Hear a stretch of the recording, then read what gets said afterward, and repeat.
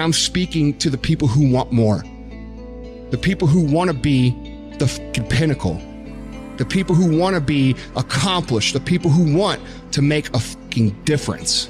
You guys are going to have to go all the fuck in. Make a 100% commitment to give the best effort you've ever given to outwork, out-improve, out-strategize, outlast like never before.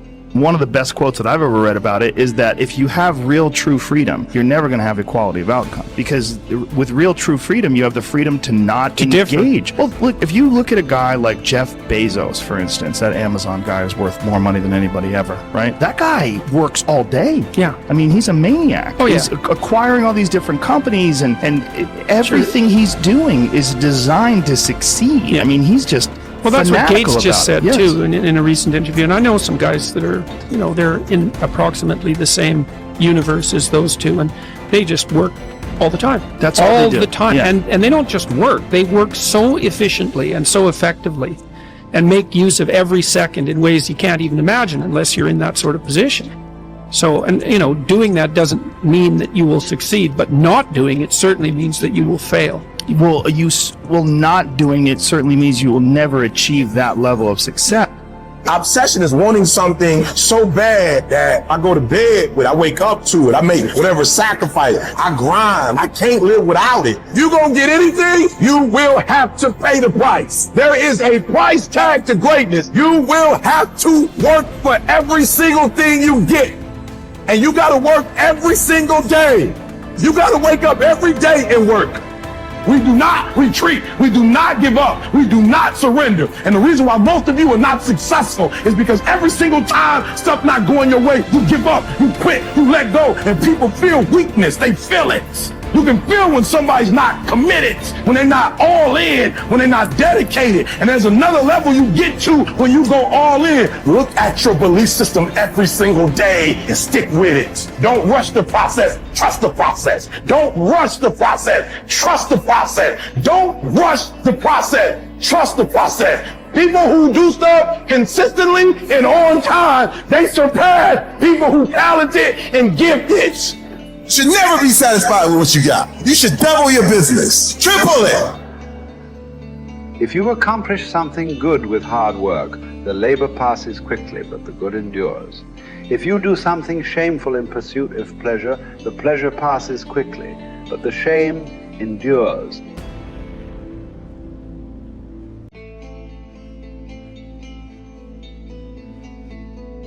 So as you begin to look toward making this your decade, as you begin to look toward making your life different, as you begin to look at yourself, you've got to redefine yourself.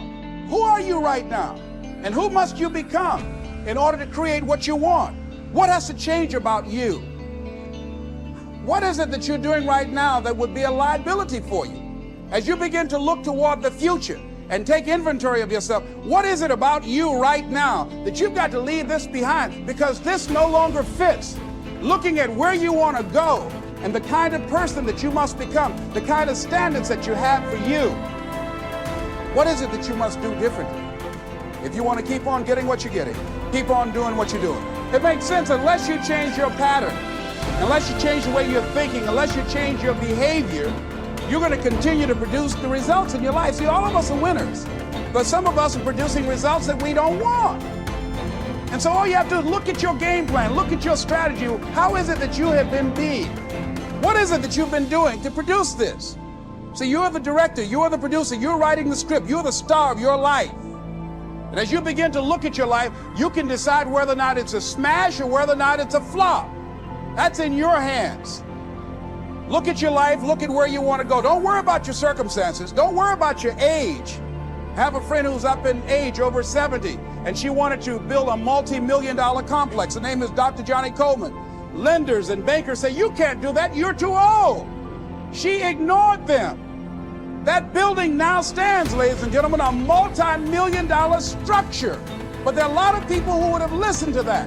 There are a lot of people that would not have even gotten to that point. They would have talked themselves out of even going down to the bank to ask for it because they've already said no to themselves.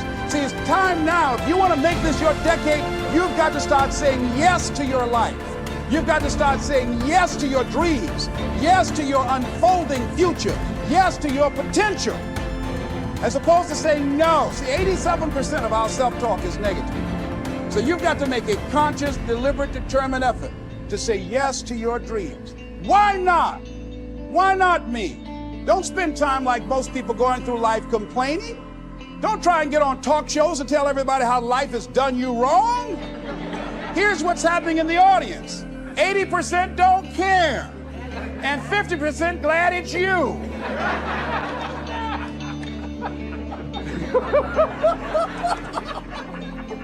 All right? So when you know that, you'll go around, oh, you know what they did to me? Who cares? Get away from me before they come back.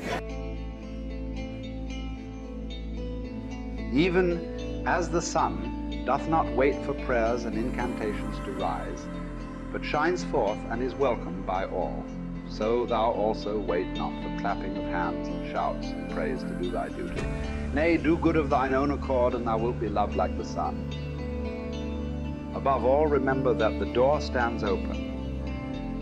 Be not more fearful than children, but as they, when they weary of the game, cry, I will play no more. Even so, when thou art in the light case, cry, I will play no more, and depart. But if thou stayest, make no lamentation. If you choose, you are free. If you choose, you need blame no man, accuse no man.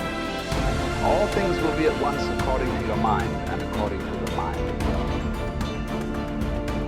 Withdraw into yourself as far as you can. Associate with those who will make a better man of you. Welcome those whom you yourself can improve. The process is mutual. Men learn while they teach. Limiting one's desires actually helps to cure one of fear. Cease to hope, and you will cease to fear. Widely different as fear and hoping are, the two of them march in unison like a prisoner and the escort he is handcuffed to. Fear keeps pace with hope. Both belong to a mind in suspense, to a mind in a state of anxiety through looking into the future. Both are mainly due to projecting our thoughts far ahead of us instead of adapting ourselves to the present.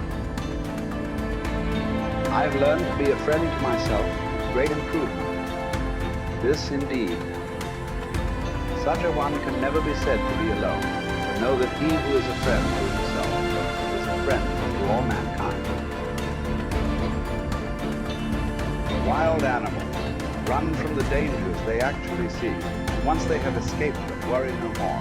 We, however, are tormented alike by what is past and what is to come. A number of our blessings do us harm, for memory brings back the agony of fear, while foresight brings it on prematurely. No one confines his unhappiness to the present.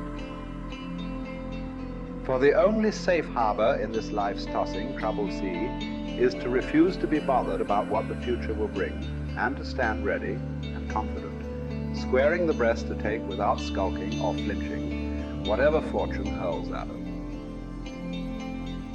Count your years, and you'll be ashamed to be wanting and working for exactly the same things as you wanted when you were a boy.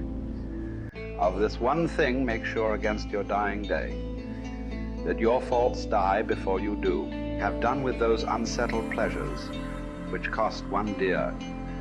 They do one harm after they're past and gone, not merely when they're in prospect. Even when they're over, pleasures of a depraved nature are apt to carry feelings of dissatisfaction.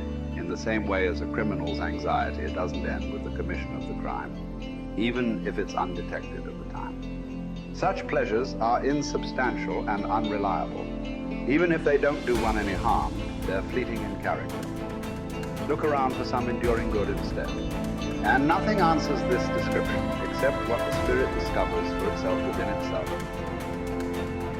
A good character is the only guarantee of everlasting, carefree happiness. Even if some obstacle to this comes on the scene, its appearance is only to be compared to that of clouds which drift in front of the sun without ever defeating its light.